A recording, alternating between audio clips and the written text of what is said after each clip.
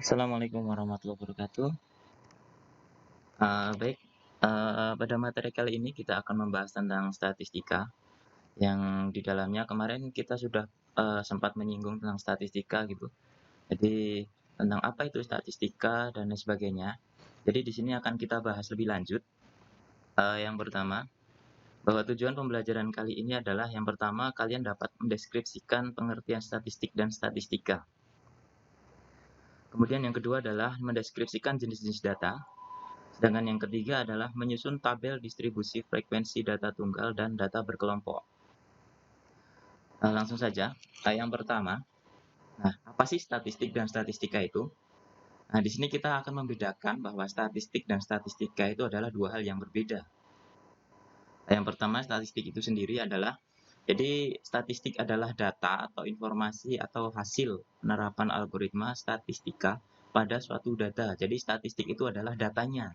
Sedangkan statistika, nah statistika di sini adalah ilmunya. Jadi statistika adalah ilmu yang mempelajari tentang pengumpulan data, analisis data, dan menyimpulkan. Jadi hasil analisis tadi disimpulkan. Jadi statistik itu adalah datanya, sedangkan statistika itu adalah ilmunya. Sering kan kita mendengar tentang statistik, contohnya yang paling dekat dengan kita aja itu ada Badan Pusat Statistik. Nah, di situ yang mengadakan sensus penduduk yang kemarin sudah kita laksanakan bersama. Kemudian kalau barangkali di sini ada yang pengen melanjutkan sekolahnya, yaitu di Sekolah Tinggi Ilmu Statistik, atau STIS. Nah, itu juga pakainya istilah statistik. Sedangkan statistika itu adalah ilmunya, jadi dua hal yang berbeda. Nah, selanjutnya, contohnya di sini. Suatu hari ada seseorang yang sedang berbelanja bahan pokok di pasar. Dia mendatangi beberapa pedagang yang menjual beras, sayur, telur, cabai, bawang, dan ikan. Nah, setelah itu dia kemudian menyimpulkan tentang eh, rata-rata harga beras. Jadi dia itu mengunjungi beberapa toko gitu. Dia menanyakan harga beras, harga sayur, harga cabai, dan sebagainya. Nah, kemudian dia dapatkan suatu kesimpulan. Dia juga mengetahui tentang barang yang paling banyak dibeli oleh orang-orang di pasar. Nah, begitu. Jadi karena orang ini berpikirnya kritis tingkat tinggi gitu ya. Jadi penasarannya itu tingkat tinggi, dia mengunjungi beberapa toko, kemudian dia cari tahu harganya ini berapa, berapa, berapa. Nah, dia cari biasanya kalau ibu-ibu tuh sukanya nyari yang paling murah. Nah, seperti itu. Dari permasalahan di atas dapat dikatakan bahwa rata-rata harga pokok dan barang-barang yang paling banyak dibeli itu disebut statistik. Jadi rata-ratanya harganya itu disebut sebagai statistik. Sedangkan ibu itu menganalisa, menghitung rata-rata dan menghitung jenis barang yang paling banyak dibeli. Itu statistika. Jadi kalau harganya itu namanya statistik, sedangkan ibu itu cara ngitungnya itu namanya statistika. Nah, begitu.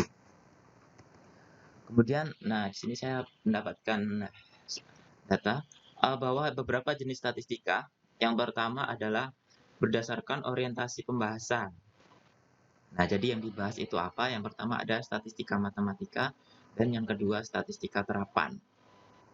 Kalau di contoh tadi itu kita bisa menyebutkan statistika terapan karena yang diterapkan langsung di lapangan. Kemudian yang kedua adalah berdasarkan fase atau tujuan analisisnya. Nah, di sini ada statistika deskriptif, ada statistika inferensial. Statistika deskriptif itu bersifat deskriptif, jadi menjelaskan. Kalau inferensial itu berarti ada penghitungannya.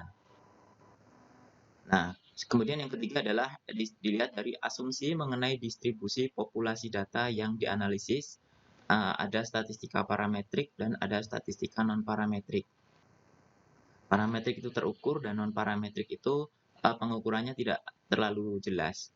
Jadi disebutkan kalau parametrik itu jelas, kalau non-parametrik itu masih tidak jelas. Hampir seperti deskriptif tadi. Kemudian yang keempat adalah berdasarkan jumlah variabel terikat. Statistika univariat dan statistika multivariat. Uni berarti satu, jadi variabel terikatnya itu satu, sedangkan multivariat berarti variabel terikatnya banyak. Jadi nanti kalau kalian belajar tentang statistika atau matematika, nah kalian akan ketemu dengan ini semua. Nah, kemudian yang selanjutnya adalah datum dan data. Datum itu adalah informasi atau keterangan yang diperoleh dari suatu pengamatan yang berupa angka, simbol, atau bahasa. Sedangkan data itu adalah kumpulan dari beberapa datum. Nah, jadi tadi ibu itu ya, di kasus ibu tadi, kalau harga beras itu berapa? Misalkan sekilonya 10.000. Nah, harga beras 10.000 itu namanya datum. Sedangkan kalau harga beras di toko A, harga beras di toko B, harga beras di toko C, harga beras di toko D, itu kan ada datanya. Misalkan di toko A 10.000, toko B 10.500, toko C 11.000, toko D itu 10.750. Nah, itu kalau dikumpulkan itu namanya data. Jadi datum itu tunggal satu, kalau data itu banyak, lebih dari satu. Selanjutnya, ya, selanjutnya kita akan belajar tentang penyajian data. Namun sebelum kita lebih jauh tentang penyajian data, kita perlu dulu mengingat-ingat masa lalu gitu. Jadi waktu kalian kelas 10, kalian pernah belajar tentang logaritma. Bahwa logaritma itu adalah kebalikan dari bentuk pangkat. Definisinya adalah jika A pangkat B itu sama dengan C, maka A log C itu sama dengan B. Nah, contohnya di sini. 3 log 9 itu sama dengan 2. Kenapa? Karena 3 pangkat 2 itu sama dengan 9. Nah, seringnya kita salahnya adalah 3 log 9 itu sama dengan 3. Itu salah. Hanya karena 3 kali 3 sama dengan 9. Nah, logaritma itu bukan kebalikan dari perkalian, tapi perpangkatan. Jadi di sini ada 3 log 9 itu sama dengan 2. Kemudian 2 log 16 sama dengan 4. Kenapa? Karena 2 dipangkatkan 4 itu sama dengan 16. Betul ya? Kemudian sifat-sifat logaritma. Nah, kita perlu ingat-ingat juga tentang sifat-sifat logaritma. Misalkan di sini diketahui A-nya itu lebih dari 0 atau positif, B-nya positif, C-nya positif, dan A itu tidak sama dengan 1. Maka ada beberapa sifat-sifat logaritma. Yang pertama adalah A log BC, B dikalikan C, itu akan sama dengan A log B ditambah dengan A log C. Yang kedua, A log B dibagi C itu sama dengan A log B dikurangi A log C. Yang ketiga, A log B pangkat C sama dengan C dikalikan A log B. Sedangkan yang keempat, A log B sama dengan 1 per B log A. Yang kelima adalah A dipangkatkan A log B itu sama dengan B. Yang keenam, A pangkat M log B pangkat N sama dengan N dibagi M kalikan A log B. Yang ketujuh, A log B dikalikan B log C itu sama dengan A log C. Dan yang kedelapan adalah A log B itu sama dengan log B dibagi log A. Di sini ada C. C itu bilangan indeksnya harus sama di atas dan di bawah. Jadi bisa dikatakan A log B sama dengan C log A dibagi C log B. Dengan C itu sembarang bilangan. Nah, selanjutnya kita ke penyajian data itu yang paling sering kita temui ada 3. Jadi secara garis besar ada 3. Yang pertama itu adalah tabel, yang kedua adalah diagram, dan yang ketiga adalah grafik. Ini sering sekali kita temui, bahkan akhir-akhir ini hampir setiap hari kita temui. Nah, yang pertama adalah tabel. Nah, kalau kita melihat tabel seperti ini pasti kalian tahu, karena ini adalah kasus yang sekarang ini sedang kita alami gitu ya, pandemi corona di dunia. Jadi ini saya dapatkan dari Worldometers. Nah, di sini tabel menunjukkan adanya jumlah penderita corona atau jumlah orang yang terkena corona di setiap negara di dunia ini. Di sini ada Amerika, ada Brazil, ada India dan sebagainya. Ada menunjukkan jumlahnya. Nah, ini ada kasus baru, total kematian, kematian baru dan lain sebagainya.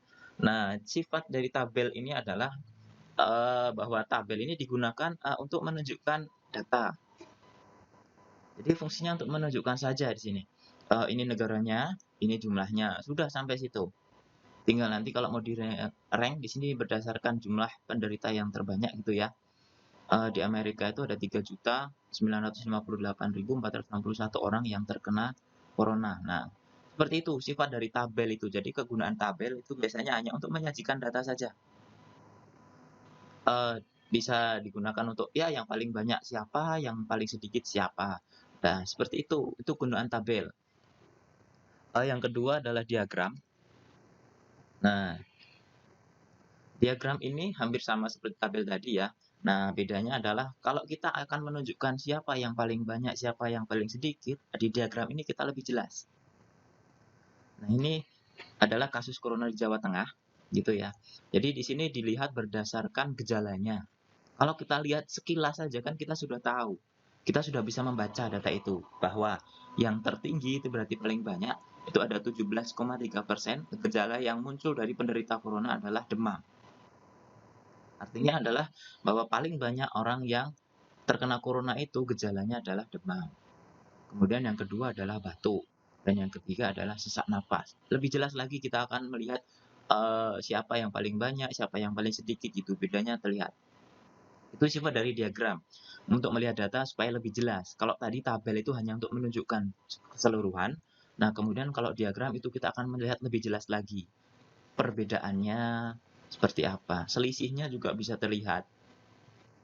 Nah, kemudian ini namanya yang kiri adalah diagram batang, yang kanan adalah diagram lingkaran. Nah, seperti ini kan kelihatan jelas bahwa ternyata di Jawa Tengah itu sendiri yang terkonfirmasi COVID-19 itu adalah lebih banyak laki-laki, yaitu sebesar 53,73%. Sedangkan sisanya itu adalah perempuan. Nah, kalau di sini kan kita melihat sebaran penderita COVID itu apakah laki-laki atau perempuan. Nah, jadi kan kita melihat lebih jelas lagi. Kalau tadi dari tabel itu kan kita nggak jelas, nggak terlalu jelas. Sedangkan kalau kita menggunakan diagram, mungkin lebih jelas lagi. Sebenarnya masih ada beberapa diagram lain yang kalian pernah pelajari di SMP, ada yang namanya diagram pohon, ada diagram batang daun, dan lain sebagainya itu. Nah, cuman di sini saya ambil contoh dua, yaitu diagram batang dan diagram lingkaran. Selanjutnya tentang grafik. Nah, grafik ini beda lagi sifatnya dengan tadi tabel dan diagram. Kalau tadi tabel itu hanya untuk menunjukkan datanya, kemudian diagram itu kita lebih jelas lagi melihat perbedaannya gitu ya. Nah, grafik ini biasanya digunakan untuk menganalisa kenaikan dan penurunan. Jadi di sini ada grafik kenaikan jumlah kasus corona di RI. Nah, kan kelihatan ini, naik turunnya itu kelihatan. Sifat dari grafik itu untuk menunjukkan data itu naik atau turun, nah itu lebih jelas lagi. Bentuknya kan garis seperti ini. Nah, ternyata. Nah, nanti kan kelihatan ini. Oh, ternyata trennya ternyata naik terus. Kasus corona di Indonesia itu ternyata masih naik. Kan sering kita melihat atau melihat mendengar berita itu ya, bahwa kita akan melandaikan kasus corona. Nah, melandaikan itu kan berarti trennya nanti sudah menurun. Dilihat dari apanya? Dilihat dari grafik kasusnya ini. Jadi seperti itu. Tadi tabel itu hanya untuk menyajikan data secara keseluruhan, kemudian diagram itu untuk melihat perbedaannya gitu ya. Apakah dia paling banyak, paling sedikit, atau kenaikan keturunan penurunannya. Nah, sekarang kalau grafik itu lebih jelas lagi. Kita akan melihat kenaikannya berapa, apakah naik signifikan atau naiknya itu tidak terlalu signifikan. Nah, itu kelihatan lebih jelas lagi. Jadi itu sifat-sifat dari tabel, diagram, dan grafik. Nah, kemudian kita akan menyajikan data sekarang. Di sini ada permasalahan. Yang pertama adalah di Desa Damai Sejahtera diadakan survei tentang rata-rata jam tidur setiap orang dengan 250 orang pada kelompok umur 30-40 tahun dan 250 orang dalam kelompok umur 60-70 tahun. Nah, diperoleh data sebagai berikut. Untuk umur 30-40 tahun, terdapat 172 orang yang tidur kurang dari sama dengan 8 jam. Dan 78 orang lebih dari 8 jam. Sedangkan untuk umur 60-70 tahun, terdapat 120 orang yang tidurnya itu kurang dari atau sama dengan 8 jam, dan 130 orang yang tidurnya lebih dari 8 jam. Perintahnya adalah sajikan data tersebut dalam bentuk tabel dan diagram. Kita akan melihat tabel dari lamanya jam tidur berdasarkan kelompok umur. Kita dapat menyajikan tabel dalam bentuk seperti ini. Di sini ada kelompok umur, ada 30-40 tahun, dan 60-70 tahun. Nah, sebelah kanannya ada lama tidurnya, yaitu kurang dari sama dengan 8 jam atau lebih dari 8 jam. Ini tinggal kita masukkan jumlahnya dari soal tadi. Boleh kita menambahkan jumlahnya di sebelah sini, sebelah kanan ya. Karena tadi kelompok umur 30-40 tahun 250, maka otomatis ini ditambah dengan ini harus sama dengan 250. Bentuk lain dari tabel ini juga seperti ini juga bisa. Jadi bedanya adalah jumlahnya ini. Jumlahnya yang tadi adalah ke kanan, sedangkan yang sekarang yang ke bawah. Artinya apa? Kita bisa membaca bahwa jumlah orang di Desa Sukamaju tadi yang tidurnya kurang dari sama dengan 8 jam, di semua kelompok umur itu ada 292 jam. Orang, maaf. Sedangkan yang lebih dari 8 jam itu ada 208 orang. Nah, begitu. Nah, sekarang lebih lengkap lagi, kalau mau lebih lengkap lagi seperti ini. Jumlahnya ada 2. Ada jumlah berdasarkan kelompok umur dan ada jumlah berdasarkan lama tidur. Nanti semua totalnya adalah 500. Karena tadi jumlah orangnya adalah 500. Kemudian yang kedua adalah menyajikan dalam bentuk diagram. Kita akan bentuk dalam diagram batang. Nah, di sini kan kita dapat melihat dari yang berwarna abu-abu ini adalah orang dengan tidur kurang dari 8 jam, dan yang ungu ini adalah yang tidurnya lebih dari 8 jam. Di sini yang kelompok 30-40 tahun ternyata perbedaannya jauh antara yang kurang dari 8 jam dan yang lebih dari 8 jam. Sedangkan untuk yang kelompok umur 60-70 tahun ternyata perbedaannya tidak terlalu jauh. Justru lebih banyak yang lebih dari 8 jam tidurnya. Di sini terlihat perbedaannya, apakah ini perbedaannya drastis atau ini ternyata tidak terlalu signifikan. Itu sifat dari diagram tadi ya. Nah, kemudian kita bermasalahan lagi bahwa Ibu Irma mempunyai seorang anak laki-laki bernama Andi. Ketika lahir, berat badan Andi mencapai 3,4 kg. Ibu Irma ingin tahu perkembangan berat badan bayinya, jadi setiap bulan Ibu Irma menimbang berat badan Andi selama 1 tahun. Nah, hasilnya adalah sebagai berikut, bulan 1 sampai dengan bulan ke-12. Di sini kita akan menyajikan permasalahan tersebut dalam bentuk tabel dan grafik. Bentuk tabel dari perkembangan berat badan Andi adalah sebagai berikut. Nah, kita tidak perlu menjumlahkannya karena ini tidak ada hubungannya dengan jumlah. Jadi sifat tabelnya ini hanya untuk menunjukkan bahwa bulan ke-0 itu adalah 3,4 kg, bulan ke-1 adalah 4,3 kg, bulan kedua adalah 5 kg, dan seterusnya. Sampai dengan bulan ke-12, berat badan Andi itu 9,9 kg. Itu tabelnya, sedangkan untuk grafiknya seperti ini. Oh, ternyata di sini diagram perkembangan berat badan Andi dari bulan ke-0 tadi ya lahirnya 3,4, bulan ke-1 naik 4,3, bulan kedua menjadi 5 kg dan seterusnya sampai dengan bulan ke-12 yaitu 9,9 kg. Nah, di sini biasanya orang kan melihat ini perkembangan berat badan. Jadi perkembangan berat badannya itu bagaimana? Apakah dia naik, apakah dia turun? Nah, seperti itu. Jadi sifat dari grafik tadi ya, grafik itu untuk mengetahui kenaikan atau penurunan. Nah, seperti itu. Ternyata dari grafik ini kita dapatkan hasil bahwa berat badan Andi itu ternyata naik. Cenderung naik. Naiknya agak banyak, ada yang agak banyak, ada yang sedikit.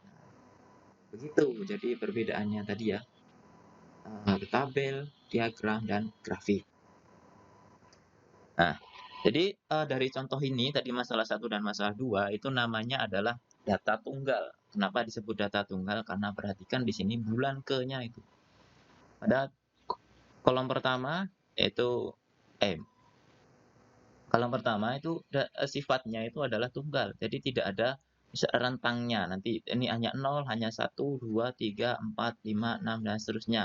Sedangkan selanjutnya kita akan bicara tentang data berkelompok. Nah, di situ ada yang namanya kelas. Di data berkelompok itu ada yang namanya kelas. Kelas adalah interval suatu data yang di dalamnya termuat beberapa data. Di kelas itu ada yang namanya batas kelas. Batas kelas itu ada batas bawah dan batas atas. Jadi batas kelas itu adalah ujung dari setiap kelas. Jadi Nah, itu kelasnya itu kan ada kelas yang batas bawah, ada yang batas atas. Setelah batas ada namanya tepi. Tepi itu adalah tepi bawah kelas itu adalah batas bawah kelas dikurangi setengah dari satuan terkecil. Sedangkan tepi atas adalah batas atas ditambah dengan setengah satuan terkecil. Apa itu? Nah, nanti akan lebih lanjut kita bahas di contoh. Selanjutnya ada panjang kelas. Panjang kelas. Ya, panjang kelas adalah selisih antara tepi atas dan tepi bawah suatu kelas. Kelas yang digunakan boleh kelas mana saja, karena panjang kelas ini akan sama untuk setiap kelasnya. Kemudian ada yang namanya titik tengah. Titik tengah kelas itu adalah suatu nilai yang dianggap mewakili data tersebut. Dihitung dari batas bawah ditambah batas atas dibagi 2. Diletaknya nanti di tengah-tengah. Nah, contohnya seperti ini. Disajikan tabel distribusi berat badan. Nah, ini disebut data berkelompok. Kenapa? Karena di sini perhatikan beratnya. Beratnya itu adalah 7 sampai 9 kg. Berbeda dengan contoh yang pertama tadi. Masalah 1 dan masalah 2 tadi kan di sini angkanya hanya 1. Sedangkan yang di sini beratnya itu antara 7 sampai 9 kg. Jadi 7 kg masuk di sini, 8 kg masuk di sini, antara 7 sampai 8 masuk di sini, 9 juga masuk di sini.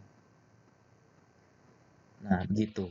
Berat badan antara 7 sampai 9 kg itu banyaknya ada 2. 10 sampai 12 kg itu ada 8, 13 sampai 15 itu ada 14, 16 sampai 18 itu ada 19, 19 sampai 21 ada 7, jumlahnya ada 50. Dari tabel di samping, diketahui bahwa banyak kelas ada 5. Kenapa 5? Kelas pertama itu adalah 7 sampai 9. Kelas kedua adalah 10 sampai 12, kelas ketiga adalah 13 sampai dengan 15, kelas keempat adalah 16 sampai 18, kelas kelima adalah 19 sampai 21. Jadi banyak kelas ada 1, 2, 3, 4, 5. Di setiap kelas itu ada namanya batas bawah. Batas kelas. Batas kelas ini setiap kelas punya batas bawah dan batas atas. Yang pertama adalah batas bawah kelas 1. Kelas 1 itu batas bawahnya adalah 7. Jadi nilai paling kecil di kelas 1. Sedangkan batas atas kelas 1 itu adalah 9. Batas bawah kelas 2 adalah 10. Ya. Batas kelas 2 adalah 12. Batas bawah kelas 3 adalah, ini harusnya ada angka 13. Batas bawah kelas 3 itu 13. Batas atas kelas 3 itu adalah 15. Nah, dan seterusnya. Nanti batas bawah kelas 4 itu adalah 16. Batas atas kelas 4 itu adalah 18. Batas bawah kelas 5 itu adalah 19. Dan batas atas kelas 5 itu adalah 21. Itu tentang batas. Jadi batas bawah berarti nilai paling kecil di setiap kelas. Dan batas atas itulah nilai terbesar dari setiap kelas. Sekarang ada tepi. Tepi kelas juga ada 2, yaitu tepi bawah dan tepi atas. Tadi diketahui bahwa tepi bawah itu adalah batas bawah dikurangi setengah satuan terkecil. Nah, karena di sini adalah bilangan bulat, maka setengah satuannya terkecil adalah setengah. Jadi tepi bawah itu adalah batas bawah dikurangi setengah satuan terkecil. Tepi bawah kelas 1 itu adalah 7. 7 itu dari batas bawah tadi ya, dikurangi dengan 0,5 atau setengah. 7 dikurangi setengah itu adalah 6,5. Tepi atas kelas 1 itu adalah batas atas ditambah setengah. Batas atas kelas 1 adalah 9 ditambah dengan setengah. Jadi 9,5. Tepi bawah kelas 2 adalah 10 dikurangi setengah sama dengan 9,5. Tepi atas kelas 2 itu adalah 12 ditambah setengah. Jadi 12,5. Dan seterusnya sampai dengan tepi atas kelas kelima. Nah, silakan nanti kalian bisa lanjutkan sendiri. Selanjutnya adalah panjang kelas. Panjang kelas itu adalah tepi atas dikurangi tepi bawah. Saya ambil contoh ini kelas pertama. Tepi atas kelas pertama itu adalah 9,5, 9,5 dikurangi tepi bawahnya adalah 6,5. 9,5 dikurangi 6,5 adalah 3. Kalau mau kita ambil kelas kelima, nah, tepi atas kelas kelima adalah 21 ditambah setengah, 21,5. Dikurangi tepi bawah kelas kelima. Tepi bawah kelas kelima 19 dikurangi setengah, berarti 18,5. 21,5 dikurangi 18,5 juga 3. Artinya bahwa panjang kelas dari setiap kelas ini sama. Kalian boleh ambil kelas pertama, kelas kedua, kelas ketiga, kelas keempat, kelas kelima, silahkan. Hasilnya pasti sama. 3. Nah, selanjutnya adalah titik tengah kelas. Titik tengah tadi ya, diketahui bahwa titik tengah adalah batas bawah ditambah batas atas dibagi 2. Nah, titik tengah kelas pertama itu adalah batas bawahnya 7, batas atasnya 9. Jadi 7 ditambah 9 dibagi 2. 16 dibagi 2 sama dengan 8. Dan seterusnya sampai dengan kelas kelima. Nah, itu tentang tabel distribusi frekuensi data berkelompok. Selanjutnya, kita akan belajar tentang cara membuat tabel distribusi frekuensi berkelompok. Di sini ada langkah-langkah menentukan tabel distribusi frekuensi berkelompok. Yang pertama adalah menentukan nilai data terbesar atau Xmax dan nilai data terkecil atau Xmin. Kemudian menentukan jangkauannya. Jangkauan didapat dari nilai terbesar dikurangi nilai terkecil. Yang kedua, menentukan banyaknya kelas, interval atau K, dan N buah data berdasarkan aturan Sturges. Tadi kenapa kita harus belajar logaritma? Karena di sini di aturan Sturges diketahui bahwa banyak kelas, yaitu adalah K sama dengan 1 ditambah 3,3 kalikan log N. N itu adalah banyak data, K itu adalah banyak kelas. Yang ketiga adalah menentukan panjang interval kelas atau P, panjang kelas tadi. Panjang kelas rumusnya adalah J dibagi K. J itu jangkauan dibagi dengan banyak kelas. Sedangkan yang keempat adalah memilih batas bawah kelas. Biasanya diambil dari data yang terkecil. Yang terakhir menentukan frekuensi pada masing-masing interval kelas. Di sini ada yang namanya sistem turus. Nah, nanti kita akan belajar sistem turus. Jadi ada 5 langkah. Yang pertama menentukan jangkauannya, yang kedua menentukan banyak kelas, yang ketiga panjang kelas, yang keempat memilih batas bawah, yang kelima adalah menentukan frekuensi. Sudah selesai. Contohnya adalah di sini. Dari 48 pengukuran panjang selembar kain, didapat data sebagai berikut.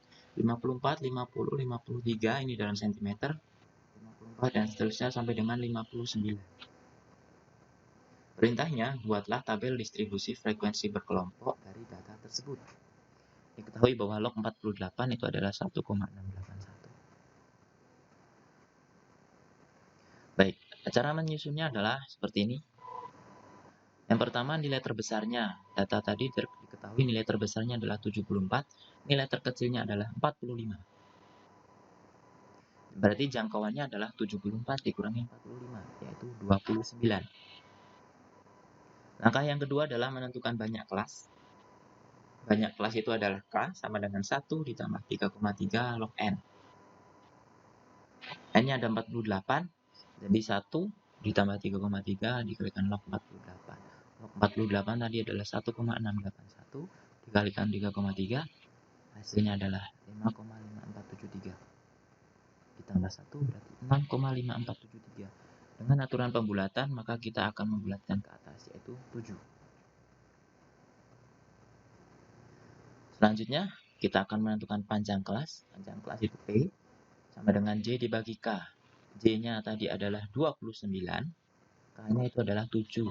Didapat 4,14. Khusus untuk panjang kelas, kita selalu bulatkan.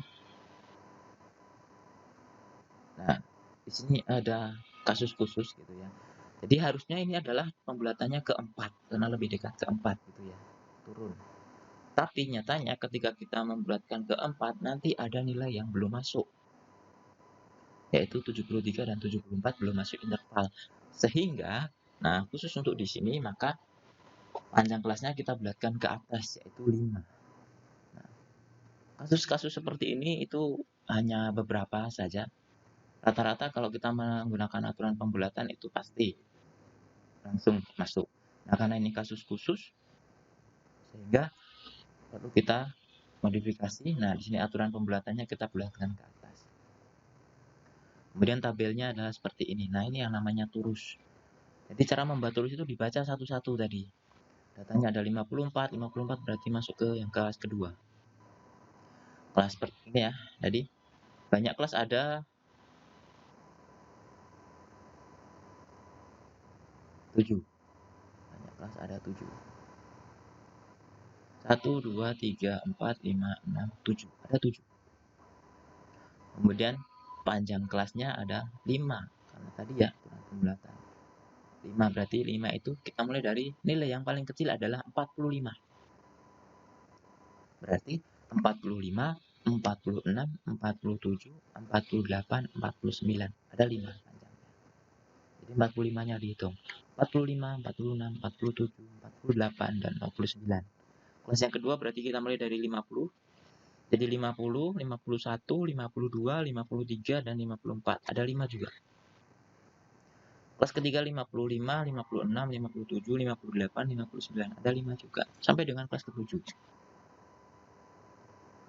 Nah, karena nilai maksimalnya tadi adalah 74, maka otomatis kelas ke-7 itu nanti frekuensinya 0. Tidak ada masalah kalau seperti itu. Jadi aturan terus tadi ya, nah, dibaca satu-satu nanti dicoret seperti ini. Ini hanya untuk mempermudah aja, setiap 5 dicoret untuk mempermudah penghitungan. Ini ada 3 berarti frekuensinya 3, ini ada 5 tambah 5 tambah 1 berarti 11, dan seterusnya. Jumlahnya ada 48. Nah, seperti itu. Kemudian ini ada latihan. Buatlah tabel distribusi frekuensi dari data berikut. Ada 90 siswa. Nilai ujian matematika dari 90 siswa. Silahkan nanti kalian buat tabel distribusi frekuensinya. Nah, di sini juga diketahui bahwa log 90 itu adalah 1,954. Ada 5 langkah tadi, silahkan kalian lakukan. Nah, nanti buatlah tabel distribusi frekuensinya ini. Baik, mungkin itu saja untuk pembahasan kita hari ini. Jadi tadi kita belajar tentang statistik dan statistika, ada datum, ada data, ada jenis-jenis statistik, dan yang terakhir adalah penyajian data. Nah, silakan materi nanti kalian pelajari.